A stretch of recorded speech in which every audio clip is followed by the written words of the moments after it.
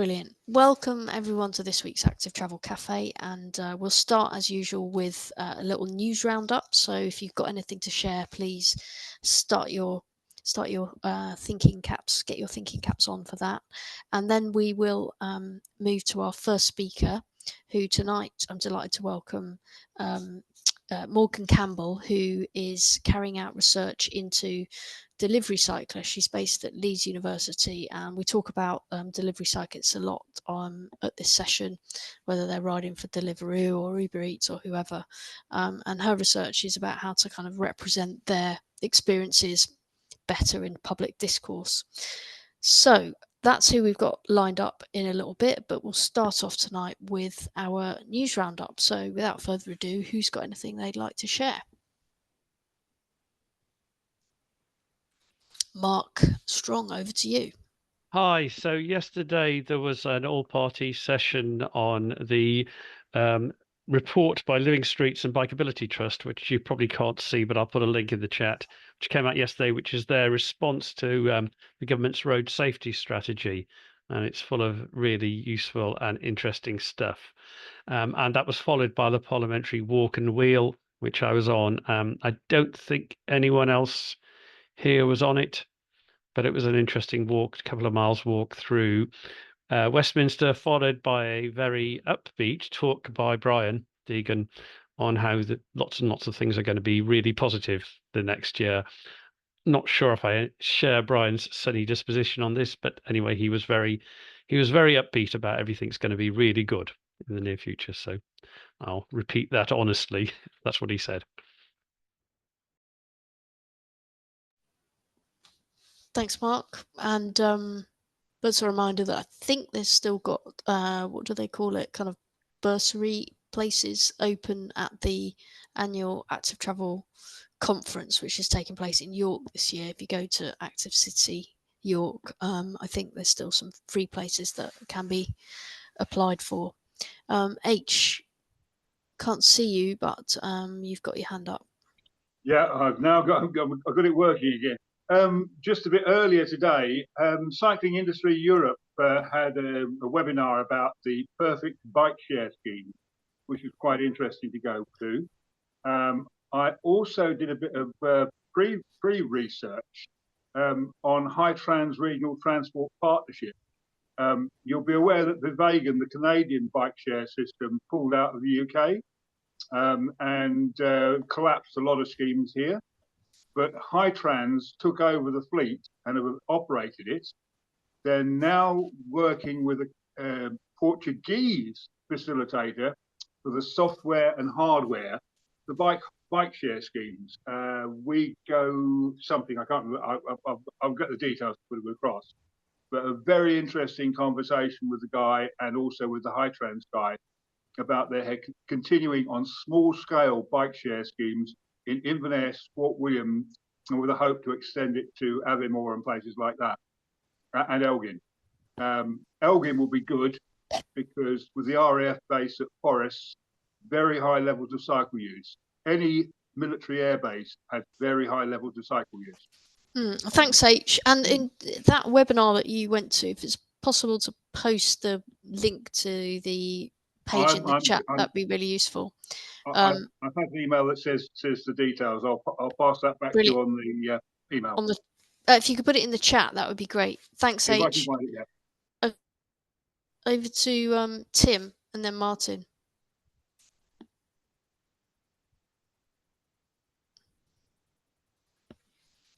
Tim, are you right there? Yeah, sorry.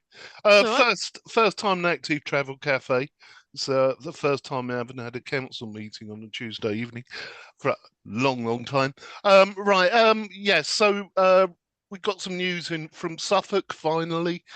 For my area, we've got 2 electric bikes for hire available in Sudbury, courtesy partnering with Easy Bike. I will find the link and I'll put it into the chat.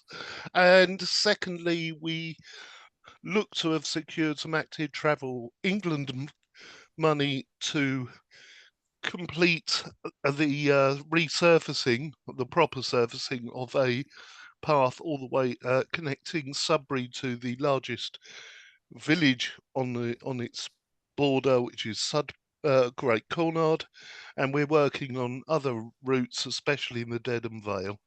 But yeah, it's nice to be here and not actually just watching YouTube.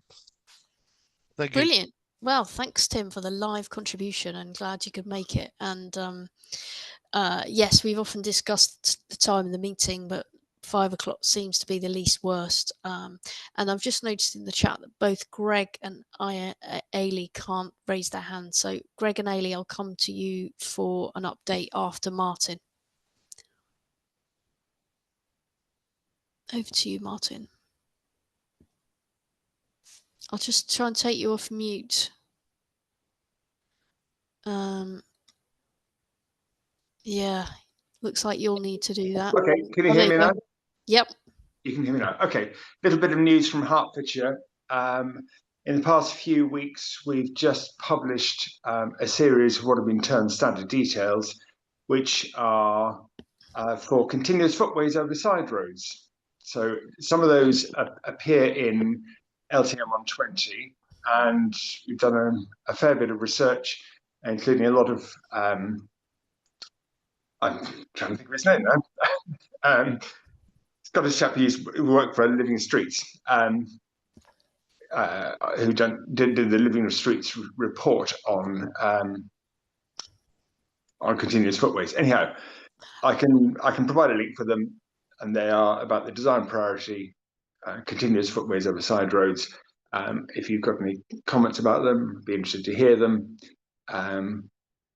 But please do have a look. I'll see if I can give you a link or at least some directions to them in the chat. Thanks, Martin. Right, I will, before I come to you, Tim, we've got Greg from York.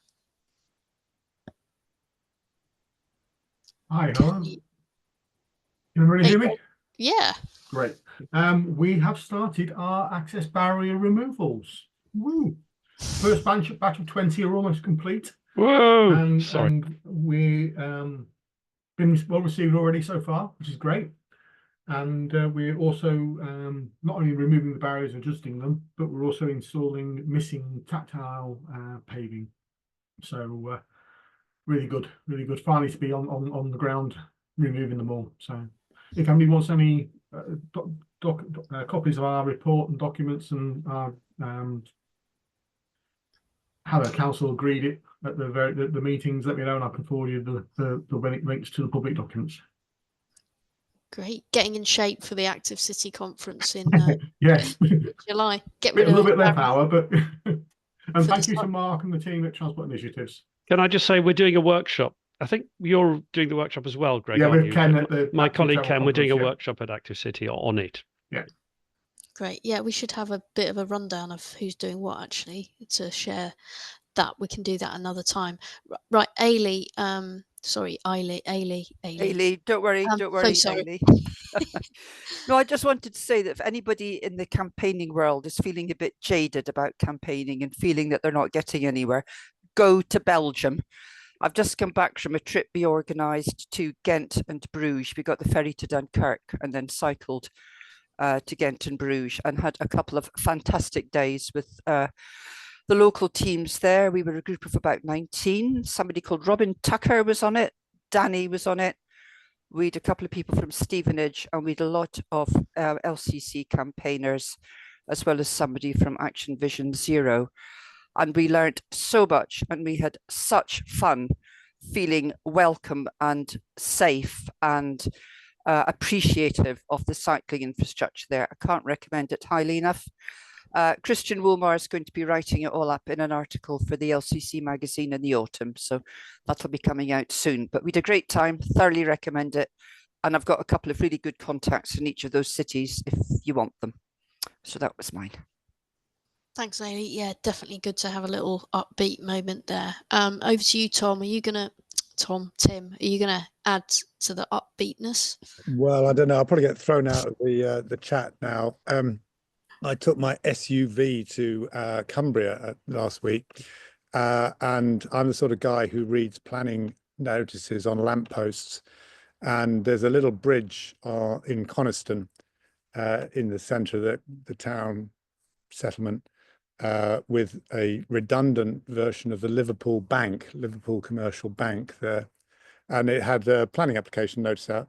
Turned out to be a traffic order instead. And Westmoreland and Furness Council are bringing in 20 mile an hour and 30 mile an hour on all kinds of roads through those settlements. Ambleside, Coniston, Gleaston. It made my day, and I apologise for taking the Panzerwagen all that way. But I did have 3 people and a dog, so that's my excuse.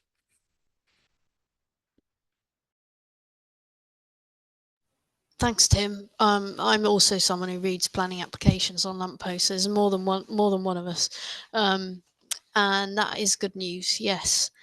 Right. Have we got any other news? I just posted something in the chat to be mischievous, which is Bristol bike lanes could be painted red to reduce conflict. Wondered if we could discuss what the right colour for bike lanes would be. Maybe another time.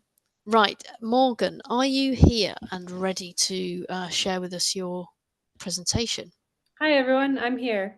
Brilliant. Can you hear me? Yeah, we can. And have you got any slides, or are you just talking? Sure do. Give me a minute. So while Morgan's doing that, I'll just reintroduce her. So our main speaker tonight is Morgan. Sorry, can I just interrupt? I've sent a request to be able to share. Hang on a moment. Yes, I just need to do something. Hang on. It's okay. I think I've done it. Okay. Morgan. Thanks. Let me try.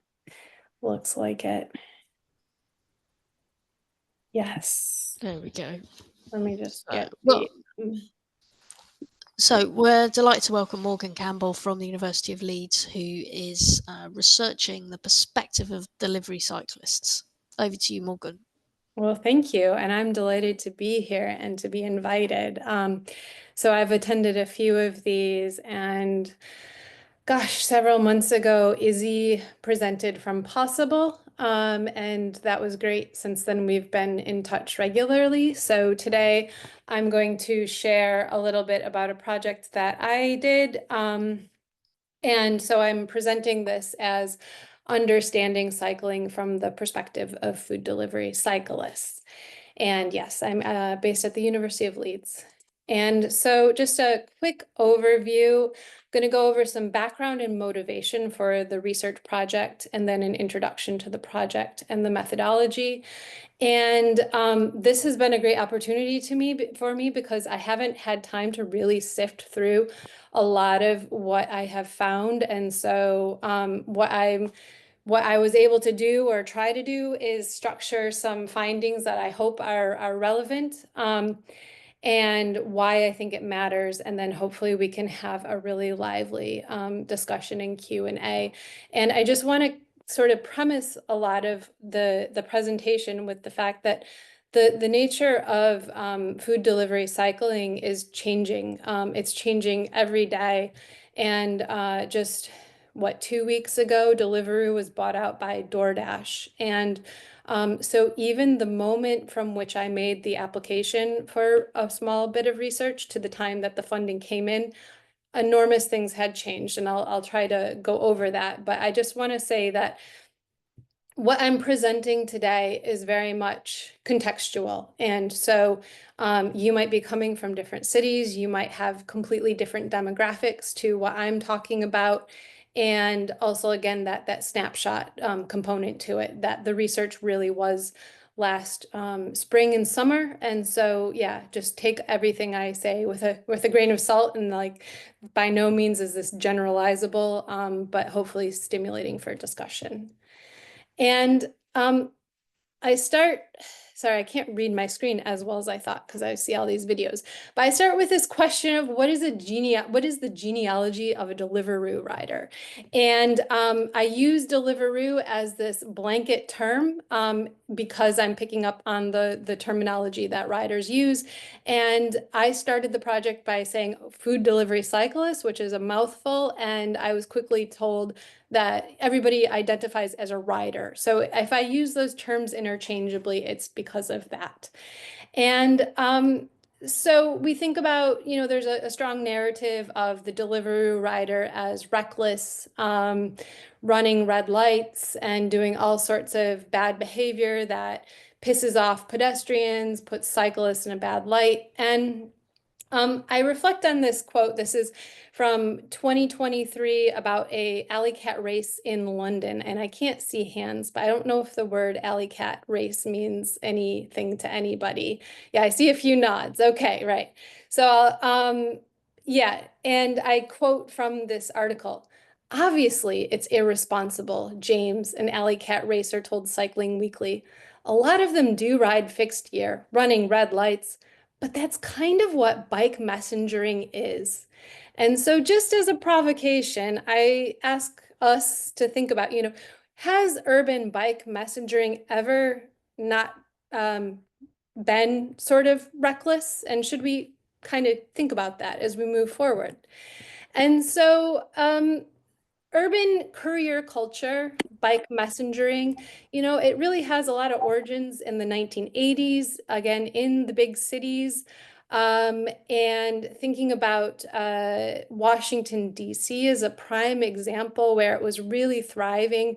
You have all these government buildings and this idea that, you are your machine and you are fast and you're agile and you are counterculture and you are better than a fax machine because you can get that package, that memo, that document from point A to point B faster than anything else.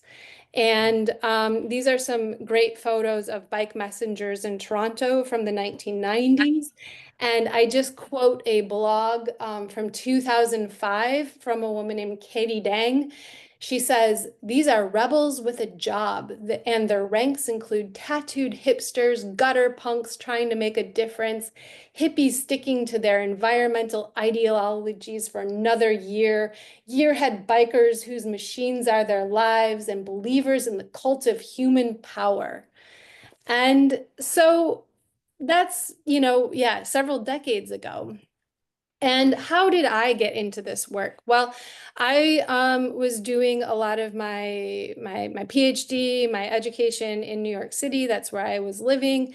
And around 2015, we had a Mayor Bill de Blasio. And it was at that time that e-cycles were declared illegal. And this is before we had dark kitchens. This is before we had these platform apps. And the way that food delivery cycling worked in New York City is that a person was informally employed by the restaurant, and oftentimes they were not able to work legally, and so they would have to hope for orders to come in. All the orders would come in at a certain time, and you would have to go from restaurant to somebody's apartment, then you'd go back to the restaurant. And especially in Chinatown, all of a sudden you had these imports of e-bikes from China, and they were being used, and the police were really clamping down on it. And in the process, the people who were riding the bikes were getting deported because it was declared that, it was found out you're illegal. And it came to light from some of us that, we really don't understand what's going on with this. And it was the same kind of narrative where you have this great infrastructure being put in for increasing cycling, and then you've got these bad cyclists. And so, yeah, the project was really about, okay, let's try and understand it first. And so then from there, I wound up moving to India, and that was when the platforms really started skyrocketing. Over there, it was Swiggy. That was more mopeds than bikes. But all of that's to say, then I came to Leeds in 2019, and I was really surprised to see that food delivery cyclists were, by and large, that sort of urban bike messenger. They were predominantly white. They were riding fixed gear bikes, and they were really agile cyclists, especially the hills here. It was impressive cycling to deliver food. And I thought, okay, that's a really different demographic from what I'm seeing. And then I'm sure, like many of us, it seemed like something massive changed. And we could try to identify all these different points, but it really seems like COVID was a real turning point. And within that, you know, you've got COVID, you've got active travel initiatives, you've got all of a sudden the roads are quieter and councils have funding to invest in cycle infrastructure. You have bike lash, you've got these great climate targets. This is coming from the transport strategy here in Leeds, this idea of a 400% increase in cycling. You've got all this stuff going on, and all of a sudden you've got this proliferation of food delivery cyclists, and they're a completely different demographic. And so just reflecting on, here are some photos from Leeds, you know, again, all of this amazing bike infrastructure going in.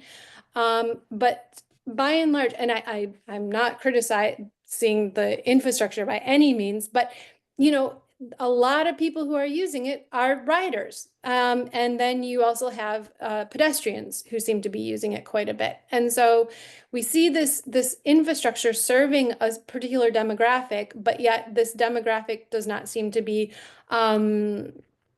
getting they're not recognized as the cyclists that these cycle lanes are being built for.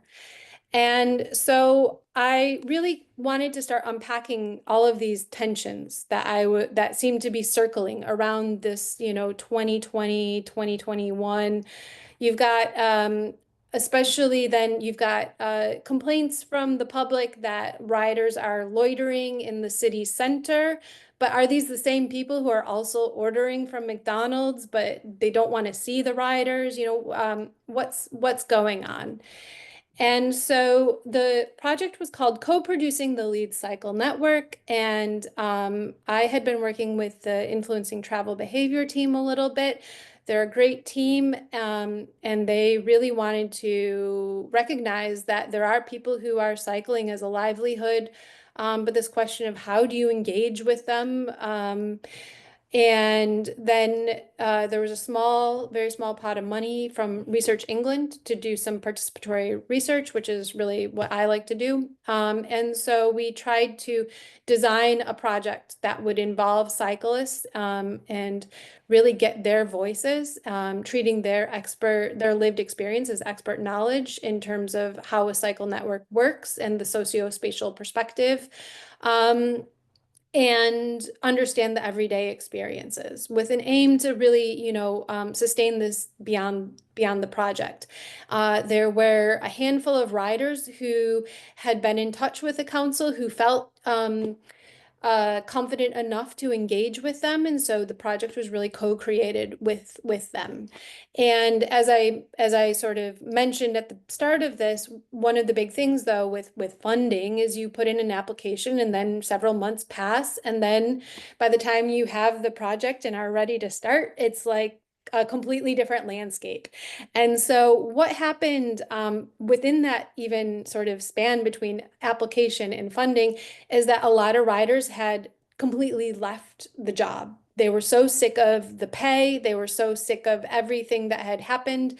You had a massive police clampdown with bikes being confiscated. And so this whole idea of a participatory project, there was just no trust whatsoever.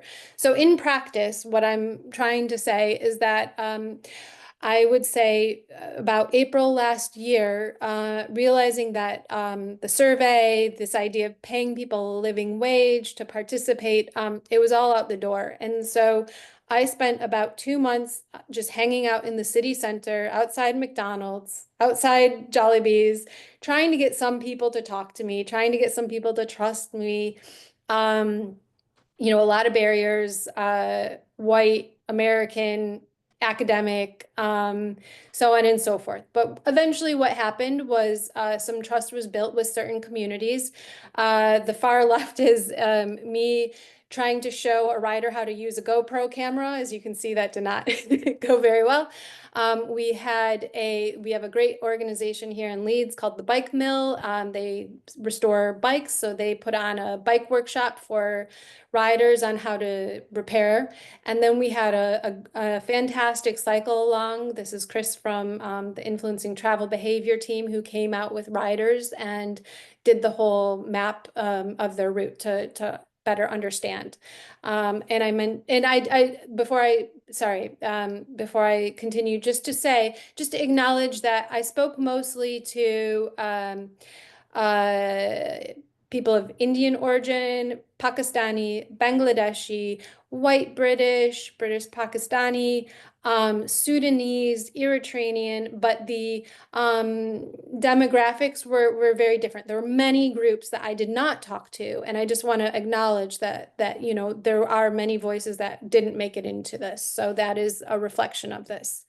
An example of the travel diaries, because riders are always in motion. So one of the exercises or one of the engagement activities was they would leave me voice memos and they would take a snapshot of a ride. So here you have an example of a day. And the rider says, glass everywhere. I say this because I just got another flat tire. I'm now walking home with a flat tire. Luckily, I don't have anyone's food in my bag, but I've got to walk home. And that's a reality. That's a very common getting a flat tire because of glass happens to some riders multiple times a week. And then again, with the photos, you can see in the picture I sent, those bloody gates that go in and out of the park. I don't know what they're there for. I guess to stop you going in and out. Like handlebars can sort of fit, delivery bags can't. So that's really how I started generating information about what a daily practice looks like. And so these emerging findings are by and large from the survey. About 25 to 30 people participated. That had a better representation in terms of race and ethnicity.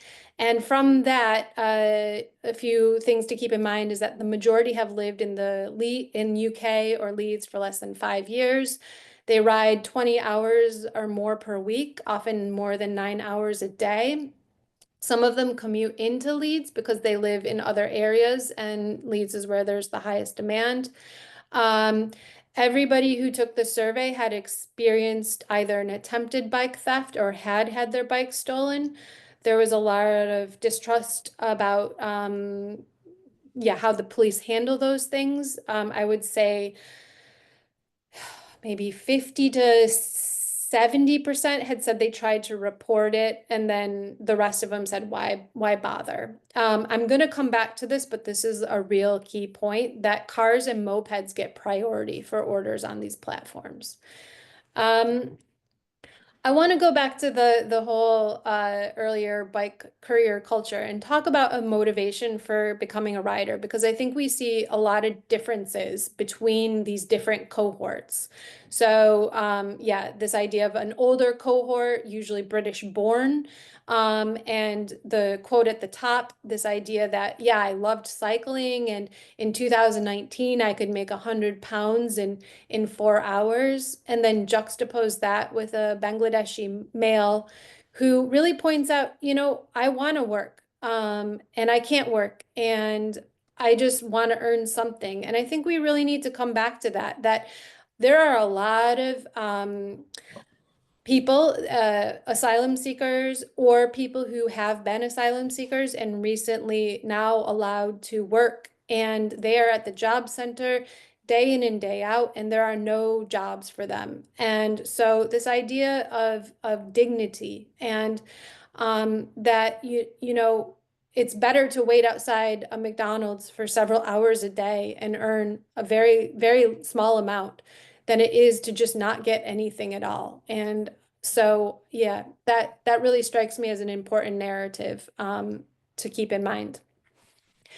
Going back to that first quote that I present here about making 100 pounds in 2019, that same participant talks about, I'm still in the belief that COVID was exactly that opportunity that these platforms were looking for, because they could bring the fares down and nobody could complain because there's no work. And really, that is the way that these apps, all of them seem to be working, is that you sign up as many riders as possible. You don't do any kind of work checks. I mean, in theory you do, but there are ways to circumvent that. And so you sign up as many people onto the app as possible. And then if your supply is way higher than your demand, you do not have to pay very much for a ride. And I know this is a long quote, but I really think it highlights again these two different sort of demographics of users. And this is from a participant who began cycling when she was a teenager and found absolute freedom in it. It just changed her whole life, and then fell into, I shouldn't say fell into this. She realized that she would love to do this full time, and she did it full time for quite a while. And then she goes on to say, because I don't have it in me to sit out there for hours and get no money. Yeah, it's mentally difficult to do that. I don't know whether to laugh or cry sometimes. The other day, for the first hour, I made like 10 pence above minimum wage for that hour. I was like, oh my God, wow, I finally made a wage that hasn't happened for a long time, which is kind of sad, and it's very difficult to make that even more. And then after further conversation, she goes on to say, I don't think this type of work should be allowed anymore. It's, I would honestly say, modern day slavery. When you look, these guys coming in, they get these cheap e-bikes and just do this. All of them, all there for very little money. And I've heard a lot of them will just send most of that home to their families. And so yeah, I just invite you to think about that a little bit. And so now I'll go into some myth busting, which is that riding is an easy income. At one point, I remember sitting outside of Trinity, there's a bike park there, and one of the security guards was talking to a rider, being like, oh, but it's so easy. You just work whenever you want, and you get paid loads. And that might have been the case in 2009, but definitely not the case anymore. So here we've got, again, from those voice memos, a screenshot of one of the participants who has biked 65 miles for that day, July 31st, 2024, about 8.5 hours being out, and has earned 61 pounds. So that's a lot of demand physically, and yeah, for very, very little pay. And there is this need for speed. So previously, it used to be that the apps would time you and would clock you in terms of how fast you would do an order. It was expected that you would make that order. The apps have now, from as far as I know, do not like put that timer on, but there is still just this absolute need for speed. And so there's obviously that the more orders you have, the more money you're able to make. Some things to keep in mind, though, is that once you accept an order, you go to the restaurant and you have no idea how long you'll be waiting at that restaurant. And I highlight the quote at the bottom. Orders like that can ruin the whole shift. And what I have here as a visual is that this rider had to wait 25 minutes or, about 18 minutes for that order to be made, even though he was told it was ready. So he went to the store to pick it up and then had to wait at Pepe's Peri Peri. And so he's now trying to make up the fact that he's only going to get 3 pounds for that by riding really, really fast. And then contrast that with the order right before that, where it was roughly the same distance, but it only took 7 minutes for that same amount of money. So that's really kind of, where a lot of that speed comes in. And it really pits workers against one another, because I did not interview any restaurant workers, but they're obviously also on a time crunch to put orders in. But at the end of the day, it's the food delivery cyclist that gets rated by the app and gets taken off the platform if they don't deliver in a good amount of time. And so that restaurant, not knowing how long a restaurant can really be difficult. The other thing, it doesn't necessarily fit in here, but also that riders have no idea how heavy an order is. And so most of the riders are carrying the food on the back, with that Tetra Pak. But it could be that you pick up an order from the co-op or from Sainsbury's, and it turns out somebody's ordering, I don't know, like 3 liters of milk. And then that limits your ability to sort of pick up another order on that same route. And so there's a lot of things that are contextual, and ultimately mean that you're just basically trying to get as many single orders at a time and deliver those and then get on. The last point is that you are obliged to wait up to 7 minutes for a customer. Again, that can really eat into it. There's obviously a real and perceived thought that people are riding recklessly, and riders don't dispute that perception, but I think it's really about understanding why some of that happens. When we were setting up the GoPro, it was really fascinating because, I'm thinking that they're going to capture a lot, but really, for the most part, riders are staring at their phone. And it's because everything is internet based. Customers usually give wrong addresses. You have to follow the designated route that, like, once you plug it in. And so this picture is really the idea that you're mostly looking at your phone. So the quote here, people don't realize when you're out on the road, it isn't easy, especially in cold weather. It's cold, it's wet, your phone's getting wet, your brakes aren't working, your phone might stick into your phone case, you got no internet, you constantly get your phone out, constantly ringing the customer, give me your address. And half the time they don't answer their call. And that's actually a really big point, is that you have to be logged into the app. You can't actually call using your phone to call. It's all internet based. And so one of the things that riders say is that especially if there's a big concert at the O2 Arena, you are the internet's really bad in the city, and you all of a sudden lose your ability to know where you're going. Somebody said oftentimes customers will just put in an email address, not even a phone number. There's no way then to get in touch with them. Or the other thing I'd heard was sometimes people will order, but they're in a different city. So then it turns out their account is linked to, somewhere in London, but they're in Leeds. So there's a lot of wayfinding. And again, I just think, when we see riders out and it just looks like they're just looking at their phone, there is good reason for it. Cycle lanes, and every rider I talk to loved the cycle lane. I never heard anybody say they don't want cycle lanes. It's a big part of feeling safe. But this idea of why they may not use the cycle lane, there's a lot of good reason for that. Maintenance was one that came up very often, that, it's great to have a cycle lane, but if you're not going to maintain it, on the subject of delivering food, if you are carrying a McDonald's drink and you reach the customer and the drink is all over the French fries, the customer is not going to accept that order. And so if your cycle lane is bumpy, if there are potholes, if the road is smoother, there's a good chance that you will ride in the road rather than a cycle lane. Glass is obviously a big one. Punctures were a regular occurrence, but again, quoting a Bangladeshi male, we really love our bike lanes because that is the most safest. The problem is, there are places where you don't find bike lanes. And nowadays I take my life in risk, but I do that when I don't find a bike lane. And so the irony is that the best bike lanes are in the city center, but there are a lot of pedestrians in those bike lanes. And so then riders ride on the road.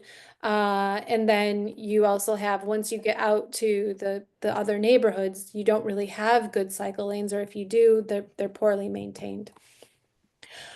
By far, the biggest topic that everybody talked to me about was bike theft. And this was really the unexpected thing that came up. It is such a big issue. And this is one I would really like to bring to the table to this audience as something that needs attention.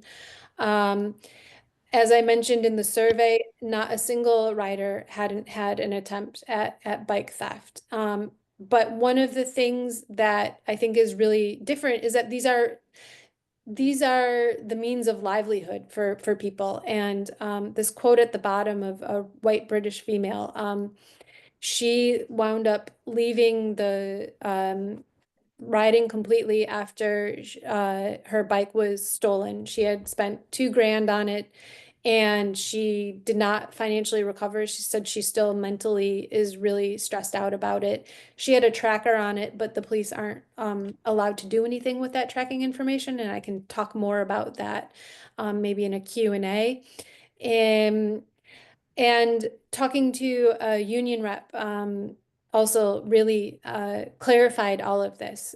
So this is the quote on the left, which is that there's no insurance policy on the market that covers you for a bicycle that is not locked with a gold standard lock to any immovable object.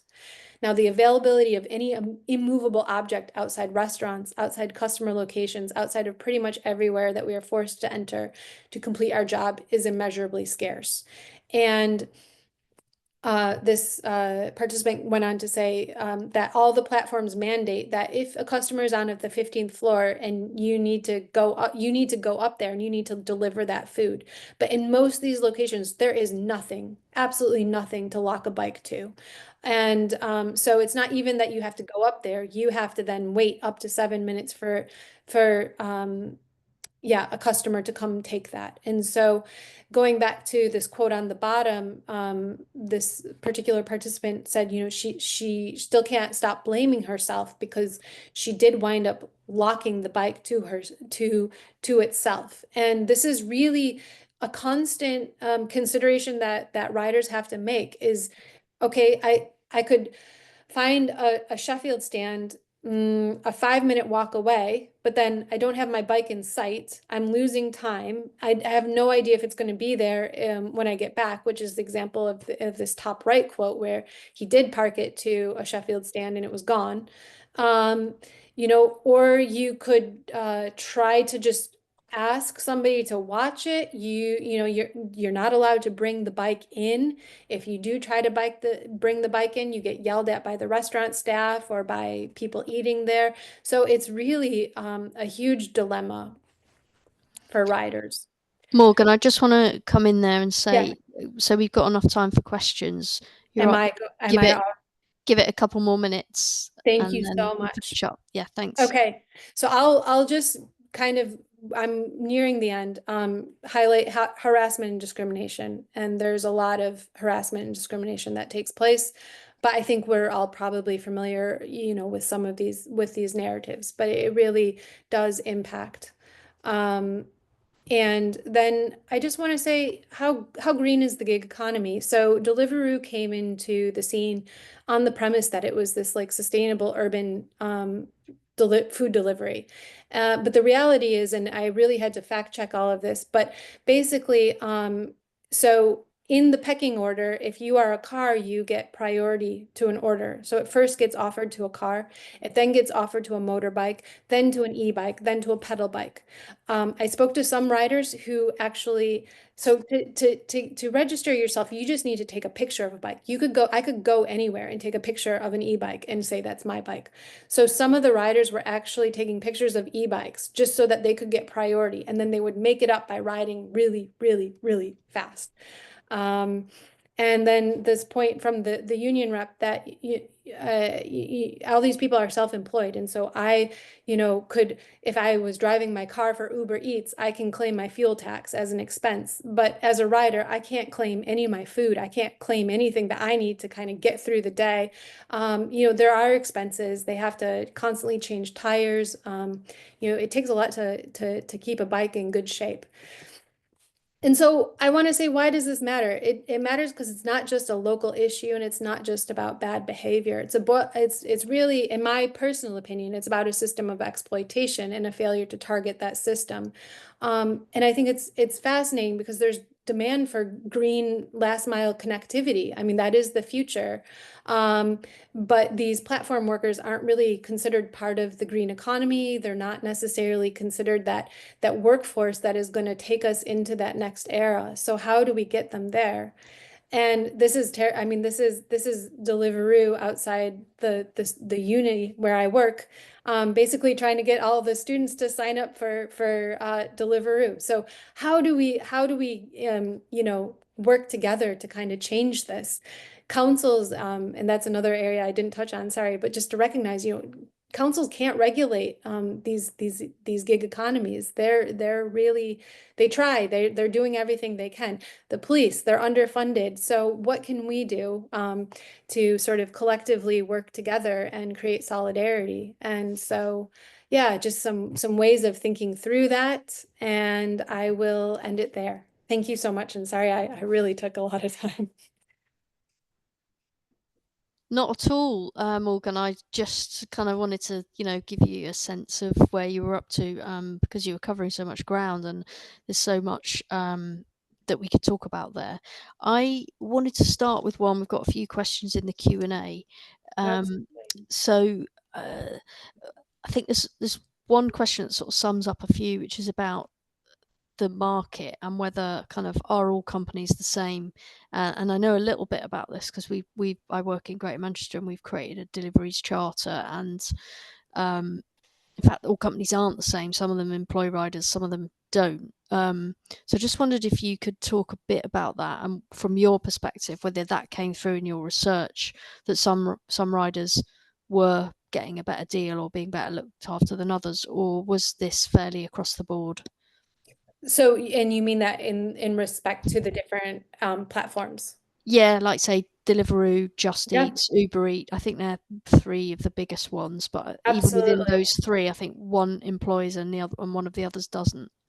Well, I don't know that any of them employ. So, for example, I think across the board, one narrative that I constantly got was like everybody wanted to get onboarded by Deliveroo, but they were the hardest ones to get onboarded because there was such demand for it. So Uber Eats is the easiest one, but it's the worst. And yeah, so there's definitely differences. The one that I thought was really interesting was one called Stuart.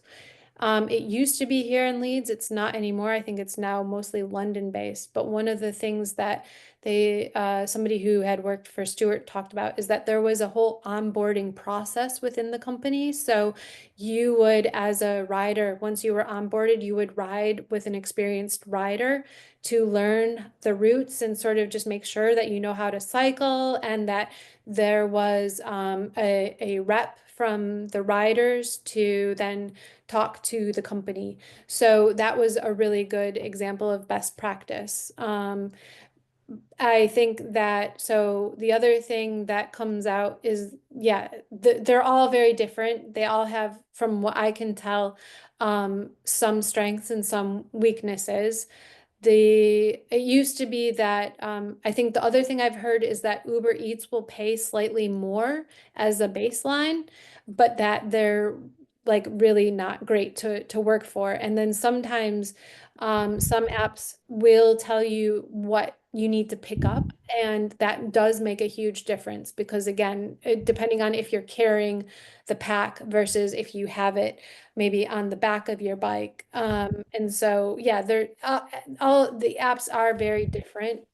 But I don't think there's any particular one that came across as being an ideal app to work for. And the riders can ride for all of them at the same time. They can sign up for all of them, or is there any exclusivity needed? So there is, it used to be that so it's called multi-apping, and there is this thought. So it used to be, I can't remember which one, where you had to sign up for a slot and you could not be on another app if you were riding for them at that particular time. But I think they all recognize now that it happens irrespective of whether or not it's allowed. And so people do it, and I don't know to what extent if any companies don't allow you to do it. Okay.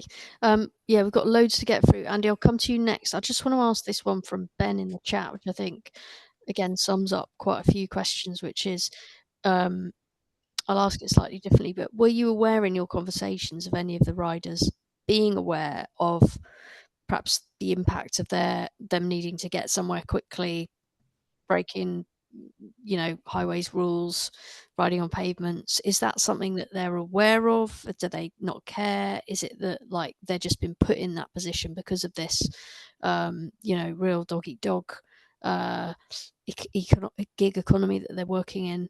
And Ben's specific question is that they want to reach out to riders to communicate with them about safer riding behaviour and make them aware of the legality of bikes. And is there a specific approach that you think might be more successful at reaching them than others?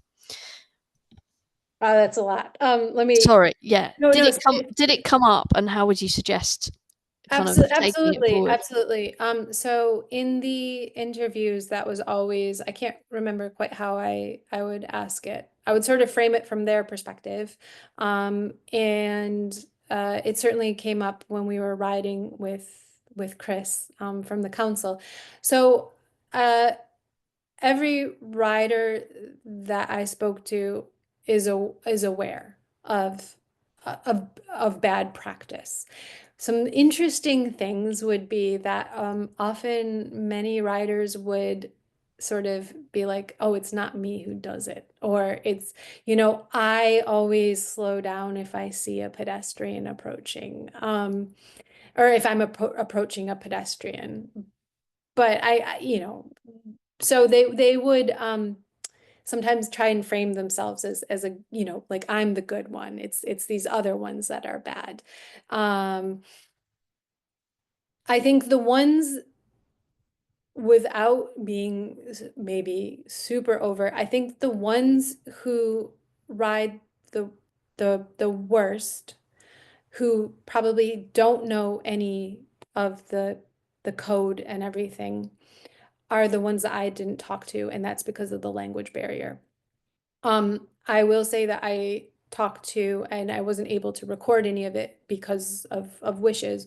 I did speak to a handful who, not all at once, but who were working illegally, because they're asylum seekers and they're not allowed to work. And one of them put it in the way of, I came first to France by boat. I then came here.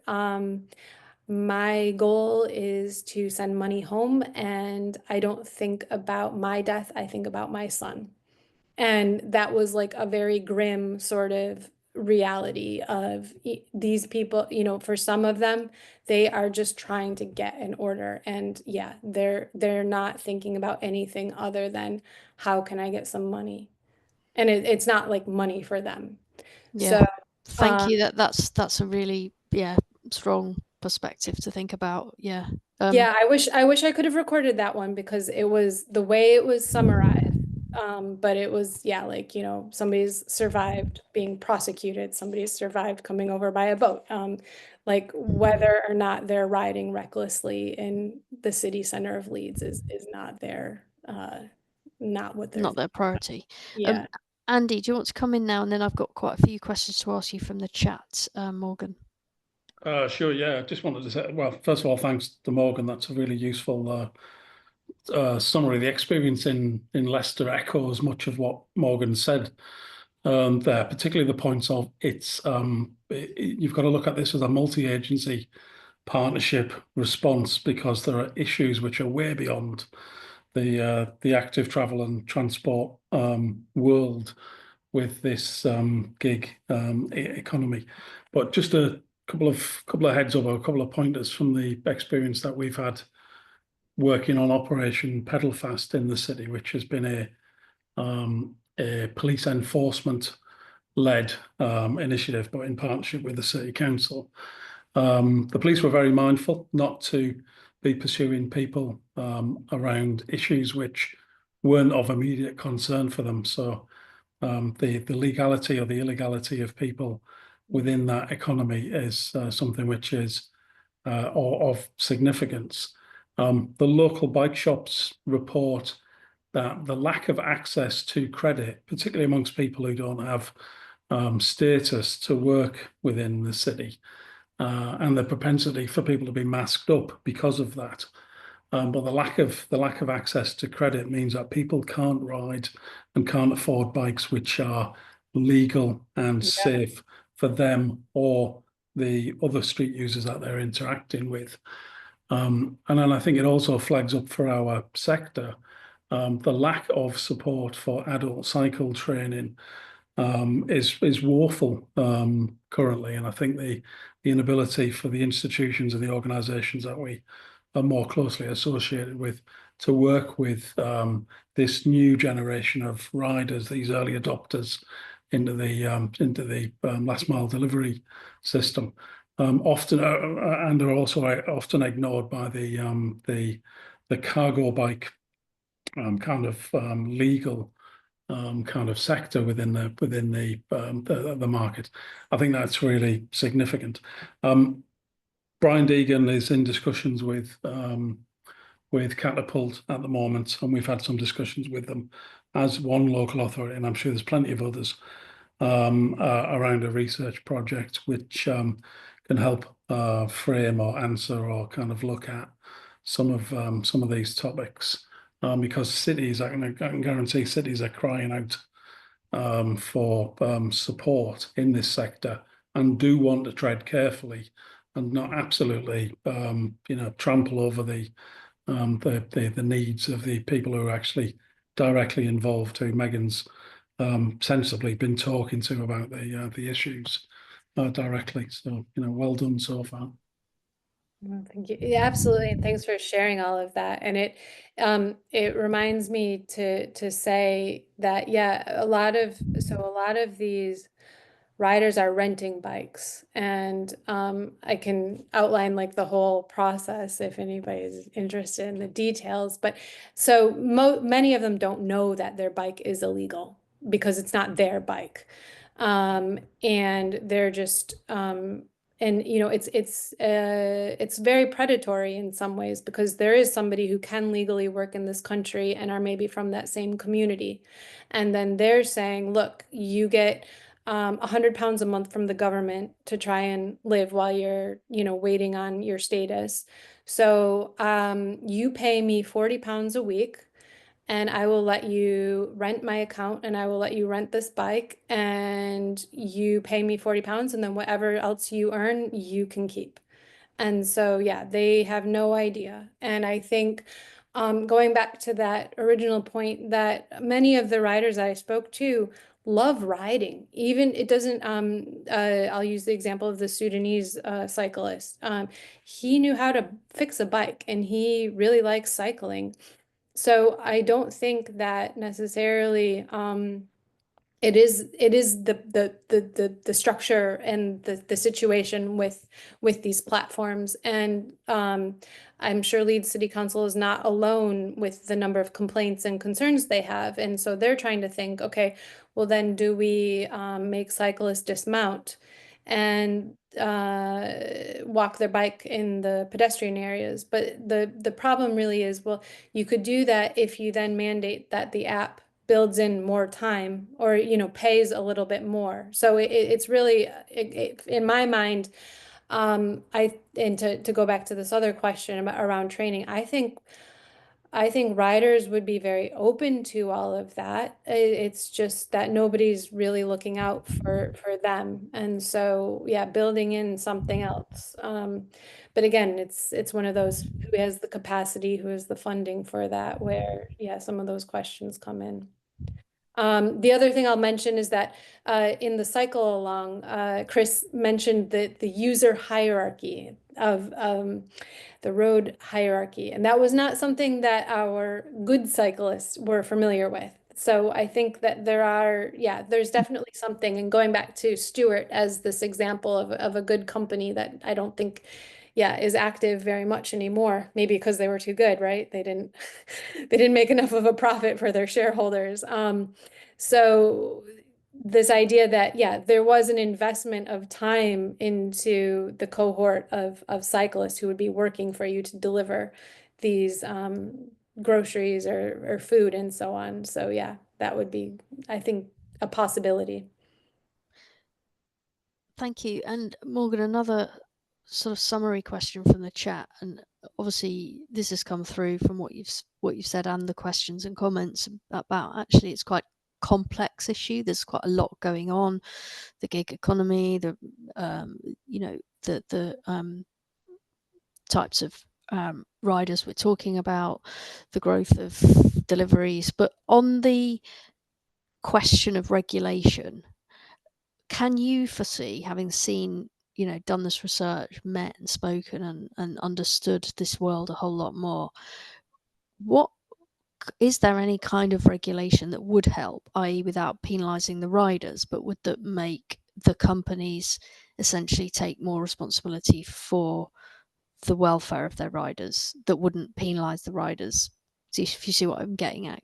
Absolutely. And I mean, one of the questions I came up that came up often, or I asked, was, would you rather be an employee or, freelance? And it was completely mixed in that regard. That doesn't, quite answer your question, but um,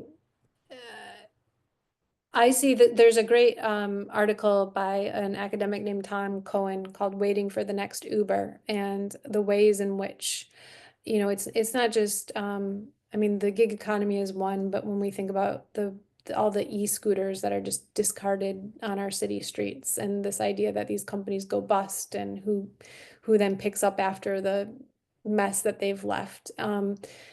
So yeah, this is maybe tangential to the active travel cafe, but I think it is all part of the same sort of thing that we need to be thinking about when, especially our city streets and So employment status would be one way of changing the market, but I'm thinking, are there others, such as, part of the issue here is that if you're a driver with a car, your car has to have a license and you can't Right. drive without it. Now, nobody wants, necessarily to kind of everyday cycling to be messed with, but I'm just thinking out loud here, but what about if you had to register? What about if e-bikes had to be registered? Because that is a source of, as you were saying, e-bikes are kind of rented out, and that would put the onus on the company, right? That they could only use registered bikes. But would the knock-on effect be that effectively your rider, it would be a lot more expensive for them to ride because they'd have to get a legitimate bike? Do you see what I mean? I'm thinking out loud. Yeah. What are the ways that? Yeah. I mean, we've floated a lot of this stuff. It was really interesting, and I think, and the responses I got were very much based on if a person was legal or not legal, or British born. Because what was also very interesting is that within this particular community, in this older, might say older, not necessarily age-wise older, but people who had been in this for a long time, they were sympathetic to the situation of, say, asylum seekers, but they were also really angry because it basically took away their livelihood, and their love of being able to ride and earn a living by doing this. And so they were all in favor of having mandatory training and things like that. But it's because I think they also already ride as a good cyclist. And one of the things I always asked in my interviews was, do you feel like you're treated differently when you ride without your kit on? And everybody said yes. But there's a lot of like caveats to that, because you're not necessarily riding for speed when you're not working for it. Maybe you're riding to college, or maybe you're riding somewhere else. So the behavior could also be better. So Mark has a specific question on this, which is, some companies own the bike and rent them out using Yes. similar platforms. They are bikes from Segway and Okai, which are identical to Dot, Voi, etc. Have you anything to say on that issue? Yes, I do. I think Domino's they also have their own bikes. Because I think the thing about the bike theft. So what I was wondering is if, thinking about Leeds, where we now have the Leeds city bikes, would there be some way where, the company could provide the bike, and that way, if the bike is stolen, a person's not out 2,000 pounds and their livelihood, or if you were somehow able to have access in an affordable way to the Leeds city bikes, and then if you get a flat, you have access to another bike. Is there something about sharing bikes that might improve a lot of this in some ways from the bike theft perspective, but also, yeah. Sorry, there's a lot of thinking that I've spent a lot of time thinking about, like what would be a good solution. And I keep, going back to your question about what could we demand of companies to make this a safer practice for everybody involved. couple more from the Q&A. So one is about actually, I'll ask these two at the same time. One's about female riders, and did you get a sense of what proportion? Obviously, this was a kind of qualitative study, you know, but just what's your sense of any female, if are there any? And secondly, question about you'd made a comment about police not doing anything with tracking data. Someone asking, could you speak a bit more about the police and that? Thank you. Yeah, so the question about female food delivery cyclists, I was floored. I had gosh, maybe was it like 25% of my participants were female. And I don't know if that is because I'm female and therefore then it, you know, in the same way that qualitative research lends itself in a certain way. And so me reaching out to cyclists and reaching out to one then said, oh, you know, the one female cyclist knows 3 female cyclists. Are those the only 3 female cyclists in Leeds? You know, I just don't know, because it could be that they're a much smaller knit. I certainly don't see many, but somehow they managed to make up a part of my study. So that's really all I can say about that. But yeah, I think they are overrepresented in the work that I've done. I can definitely say that, based on just every day looking around, and every day when I was hanging out on the weekends, I definitely did not see many, but they did find their way into it. So that was also, and I did ask, you know, questions around how, do you feel disadvantaged as a female cyclist? Are you treated differently? Some said customers are always like really excited. They're like, oh my God, I never thought I'd get a female cyclist. But then all those other questions that you would have for other fields that are pertinent to women. So for example, riders don't go to the bathroom when they're working, because where do you go? It might be that like, so in the US, in New York, I think it's now a mandate that a rider is allowed to use the restroom of the restaurant that they're picking up food from. But you know, if you need a key code and the person's being a jerk, then you don't have access. So there are certain things that definitely impact women riders a bit more. The second question. Police. Police, yeah. Okay, so one of the things that, again, this is not me talking to the police. I did not talk to the police, so I just want to put that out there. So I talked to 4 riders who had trackers on bikes when they were stolen. And when the rider contacted the police to say, look, I've got a tracker, I can see that it's in this particular house. The comment was that the police don't have the ability to enter the house, or, you know, basically ask to see the property. This was an interesting conversation with the council as well, because the Leeds City bikes have trackers on them, and the sort of informal or maybe takeaway I got from it is that and actually there's a great quote from the union rep, which if I was to paraphrase all of that would be something around, you know, the police don't have a lot of capacity at the moment. And if you know that there is an illegal bike in a basement, you're going to find a whole host of other things that you probably just don't want to deal with. And so that was one aspect of yeah, the idea that you have a tracker, but it doesn't mean that the police will then go to that particular location and find that. The other, again, a quote that comes off the top of my head is something like, if a bike is stolen, you know, within 2 hours, it's going to be parts. So there's really nothing you can do. Interestingly enough, West Yorkshire Combined Authority says that bike theft is down, but we don't know to what extent that's because it's not being reported, but also the fact of the matter is that like the bikes that are being stolen are far more expensive than what they have been in the past. You know, So yeah. And last question, Morgan, because believe it or not, we're at 6:15. So, and you've been doing a lot of talking. So if you could give us one more, which is about, I guess, the you talked about the commission and the funding and how, you know, riders are paid.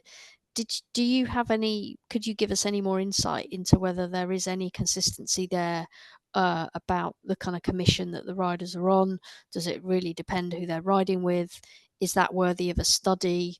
It's certainly the questioner, the person who asked this question, citing kind of courier services where, you know, anecdotally, it certainly seems to be driving perhaps poor parking because they're all on, you know, 300 deliveries a day and 45p a delivery. And did you see any relationship there between commission and bad riding? And oh, do you absolutely. see any? Do you have any sense of the commission model and how it works?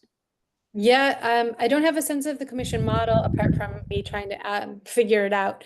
But speaking to one writer who has been doing it full time for many years now, and I actually messaged him last night to just be like, hey, that's where one of the photos comes from, that £3 for that 25-minute delivery. So what's been nice about doing something so in depth is I keep in touch with many of them and am able to sort of monitor what's happening. But for him, he said he is now making a third less than what he made even last year, just because the fees have lowered so much. So it used to be that I think you would get about £4 for a delivery, and now the base is £2.90 for a delivery. And once one company does that, all the companies do it. You know, it's like maybe I think the Panda one, they paid a little bit more, but then everybody said it's such a bad app to be using that nobody's using it. So I think the only way that it works is that if a new app comes in, they try to attract new riders by offering a little bit more.